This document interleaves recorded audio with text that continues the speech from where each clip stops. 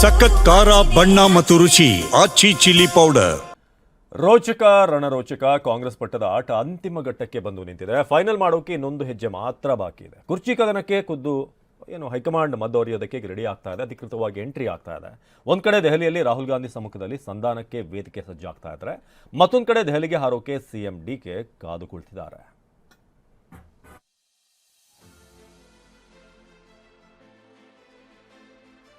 ಕರ್ನಾಟಕದ ನಾಯಕತ್ವದ ವಿಚಾರದಲ್ಲಿ ಮಹತ್ವದ ನಿರ್ಧಾರ ತೆಗೆದುಕೊಳ್ಳೋಕೆ ಹೈಕಮಾಂಡ್ ಸಿದ್ಧತೆ ನಡೆಸುತ್ತಿದೆ.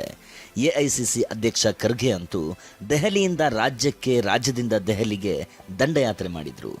ಗ್ರೌಂಡ್ ರಿಪೋರ್ಟ್ ಅನ್ನ ರಾಹುಲ್ ಗಾಂಧಿಗೂ ಕೊಟ್ಟಿದ್ರು. ಪಟ್ಟದ ಆಟಕ್ಕೆ ಇತಿಶ್ರೀ ಹಾಡೋ ನಿಟ್ಟಿನಲ್ಲಿ ಸುಳಿವು ಕೊಟ್ಟಿರೋ ಖರ್ಗೆ ಶೀಘ್ರದಲ್ಲೇ ಎಲ್ಲವನ್ನೂ ಸೆಟಲ್ ಮಾಡ್ತೀವಿ ಎಂದಿದ್ದಾರೆ.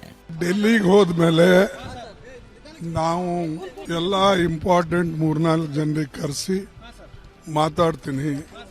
ಅದರಲ್ಲಿ ಚರ್ಚೆ ಆದಮೇಲೆ ಯಾವ ರೀತಿಯಾಗಿ ಮುಂದೆ ನಡಿಬೇಕು ಅಂತಕ್ಕಂಥ ಮಾತನ್ನ ಹೇಳ್ತೇವೆ. ಅದನ್ನ ವಿಶೇಷವಾಗಿ ಇಂಥ ಗೊಂದಲಕ್ಕೆ ತೆರೆ ಬೀಳ್ತದೆ. ಅವರಿಗೆಲ್ಲ ಕರೆಸೆ ಮಾತಾಡಬೇಕಾಗ್ತದೆ, ಕರೆಸೆ ಮಾತಾಡಿ ಸೆಟಲ್ ಮಾಡ್ತಾರೆ. ಸಿಎಂ ಡಿಸಿಎಂ ಮಧ್ಯೆ ಸಂಧಾನಕ್ಕೆ ಮುಹೂರ್ತ ಫಿಕ್ಸ್. ಸಿಎಂ ಡಿಸಿಎಂ ಮಧ್ಯೆ ಸಂಧಾನಕ್ಕೆ ಬಹುತೇಕ ಮುಹೂರ್ತ ಫಿಕ್ಸ್ ಆಗಿದೆ. ನವೆಂಬರ್ 29ರಂದು ಅಂದ್ರೆ ಇದೇ ಶನಿವಾರ ಹೈಕಮಾಂಡ್ ಸಮ್ಮುಖದಲ್ಲಿ ಸಂಧಾನ ಸಭೆ ನಡೆಯೋ ಇನ್ಸೈಡ್ ಮಾಹಿತಿ ಸಿಕ್ಕಿದೆ. ದೆಹಲಿಗೆ ಸಿಎಂ ಡಿಸಿಎಂ ರನ್ನ ಕರೆಸಿ ರಾಹುಲ್ ಗಾಂಧಿ, ಮಲ್ಲಿಕಾರ್ಜುನ ಖರ್ಗೆ ಸಮ್ಮುಖದಲ್ಲೇ ಸಂಧಾನಕ್ಕೆ ಪ್ಲಾನ್ ಮಾಡಿಕೊಳ್ಳಲಾಗಿದೆ. ಸಿಎಂ ಸಿದ್ದರಾಮಯ್ಯ ಹೈಕಮಾಂಡ್ ಕರೆದ್ರೆ ಹೋಗ್ತೀನಿ, ಎಲ್ಲವೂ ಹೈಕಮಾಂಡ್ ನಿರ್ಧಾರ ಮಾಡುತ್ತೆ ಅಂದ್ರು.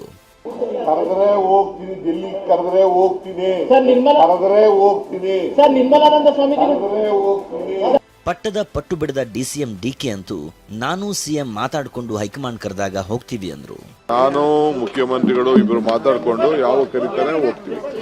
ನಾನು ಮುಖ್ಯಮಂತ್ರಿಗಳು ಇಬ್ರು ಮಾತಾಡ್ಕೊಂಡು ಯಾವ ಕರೀತಾನೆ ಹೋಗ್ತೀವಿ.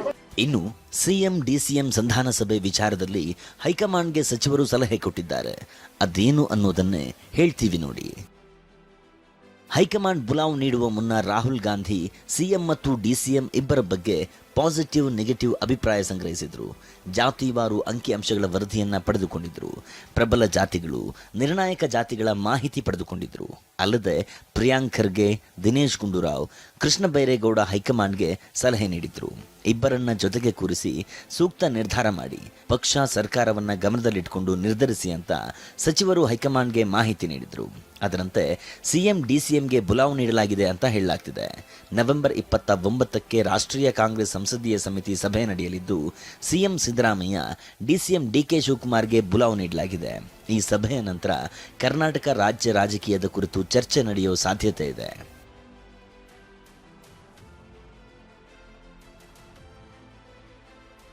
ಕೊಟ್ಟ ಮಾತಿನಂತೆ ಶನಿವಾರ ಸಭೆ ನಡೆಯುತ್ತಾ, ಅಂತಿಮ ತೀರ್ಮಾನ ಹೊರಬೀಳುತ್ತಾ ಅನ್ನೋದು ಕುತೂಹಲ ಮೂಡಿಸಿದೆ.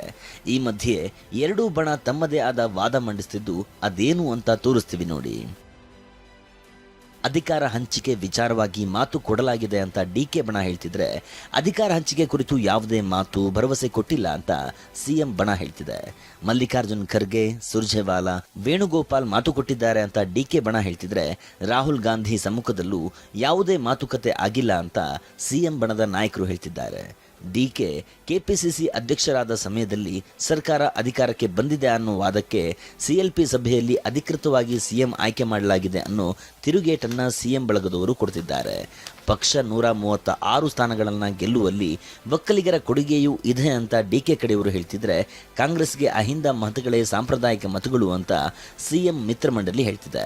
ಕಾಂಗ್ರೆಸ್ನ ಮೂಲ ಕಾರ್ಯಕರ್ತರಿಗೆ ಮನ್ನಣೆ ಸಿಗಲಿ ಅಂತ ಡಿಕೆ ಆಪ್ತರು ದಾಳ ಉರುಳಿಸುತ್ತಿದ್ದಾರೆ. ಇತ್ತ ಬದಲಾವಣೆಗೆ ಯಾವುದೇ ಸಕಾರಣವೇ ಇಲ್ಲ ಅಂತ ಸಿಎಂ ಆಪ್ತರು ಪ್ರತಿದಾಳ ಉರುಳಿಸುತ್ತಿದ್ದಾರೆ. ಮುಖ್ಯಮಂತ್ರಿಗಳು ಏನು ಹೇಳಿದ್ದಾರೆ, ಈಗಂತೂ ಸದ್ಯಕ್ಕೆ ನನಗಂತೂ ಆಸ್ ಅ ಪಾರ್ಟಿ ವರ್ಕರ್ ಆಗಿ, MLA ಆಗಿ ಈಗ ಸದ್ಯಕ್ಕೆ ಮುಖ್ಯಮಂತ್ರಿಗಳನ್ನು ಬದಲಾಯಿಸೋ ಪರಿಸ್ಥಿತಿ ಅಂತೂ ನನಗೆ ಕಾಣಿಸ್ತಿಲ್ಲ. ಯಾಕೆ ಅಂತಂದರೆ ಮುಖ್ಯಮಂತ್ರಿಗಳ ಮೇಲೆ ಯಾವುದೇ ದೂರಿಲ್ಲ, ಹಗರಣ ಅಂತ ಏನಿಲ್ಲ, ಒಳ್ಳೆ ಆಡಳಿತ ಕೊಟ್ಟಿದ್ದಾರೆ, MLAಗಳು ಅವ್ರ ಪರವಾಗಿದ್ದಾರೆ. ಸೊ ಹಾಗಾಗಿ ಬದಲಾಯಿಸುವಂಥ ಅಗತ್ಯ ನನಗೆ ಕಾಣಿಸ್ತಿಲ್ಲ.